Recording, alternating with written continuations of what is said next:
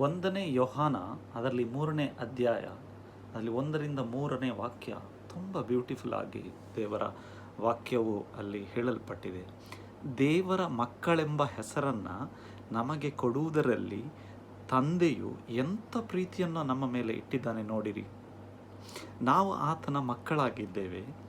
ಈ ಕಾರಣದಿಂದ ಲೋಕವು ನಮ್ಮನ್ನು ತಿಳಿದುಕೊಳ್ಳುವುದಿಲ್ಲ, ಅದು ಆತನನ್ನು ತಿಳಿದುಕೊಳ್ಳಲಿಲ್ಲವಲ್ಲ ಪ್ರಿಯರೇ.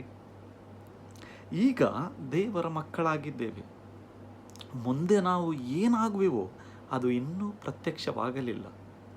ಕ್ರಿಸ್ತನು ಪ್ರತ್ಯಕ್ಷನಾದರೆ ನಾವು ಆತನ ಹಾಗಿರುವೆವೆಂದು ಬಲ್ಲೆವು.